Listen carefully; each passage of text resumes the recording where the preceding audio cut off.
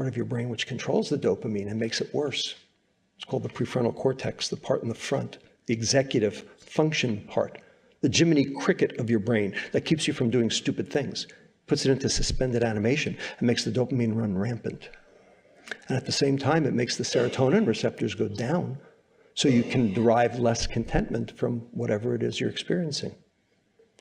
And that's the path, the cycle of addiction and depression. So here's the dopamine pathway here. Here's where it starts. It starts in this little nucleus here called the ventral tegmental area. That's where the cell bodies are. Here's that nucleus accumbens, that reward center. And then you have this area over here called the prefrontal cortex. And the dopamine and the prefrontal cortex are in reciprocal relationship with each other. Here's the contentment pathway. It starts in a different area of the brain called the dorsal raphe here, and it innervates the entire brain. Notice the dopamine didn't do that, right? Dopamine did not do that. The serotonin does. Okay? And then you have this stress, fear, memory pathway. And that prefrontal cortex is basically inhibiting an area of your brain called the amygdala. And the amygdala is your stress center. When you walk down a deserted street at 3 a.m., your amygdala is what you're feeling. Everybody got the idea? Okay, that anxiety about what might happen, whether there's somebody in that, alley or not. Okay, that's the amygdala. Okay, and these two areas are in reciprocal contact with each other. You also have the hippocampus, which is your memory center. That's the part of your brain when you put your hand down on the stove when you were 3 years old. Okay, that's the part you remember. Okay, that's there. Okay, everybody got that? So these are in reciprocal relationship with each other. And it turns out that BMI, or weight, or obesity, is in inverse association with that prefrontal cortex. So the heavier you are, the less well it's working. And in part because of this dopamine phenomenon. So here's the thesis, if you will, the whole book on one slide. Here's what we've done to our society. Technology, processed food, sugar, sleep deprivation, and drugs.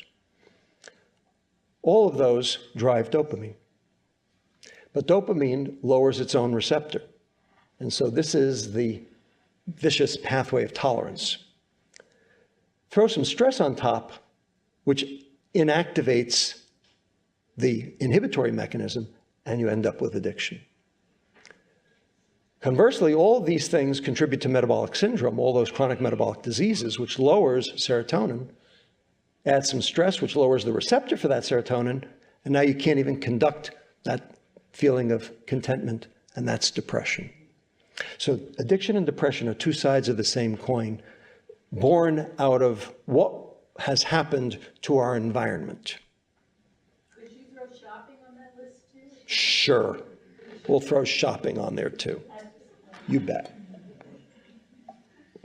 So, to summarize what I've told you, addiction is excessive reward from too much dopamine, which downregulates its own receptors, adds some stress, and you get diminution of pleasure.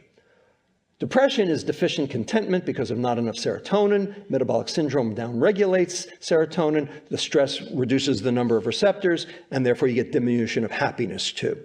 And we have both. So, the hack. The question is, where it come from?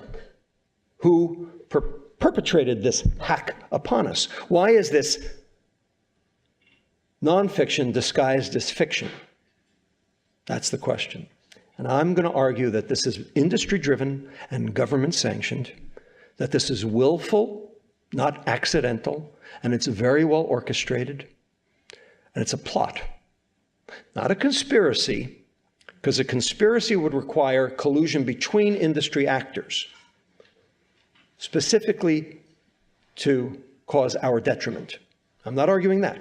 What I'm arguing is that every single industry has figured out, for its own sake, how to increase its market share. Not talking to any of the other companies, but they're all doing the same thing because it works.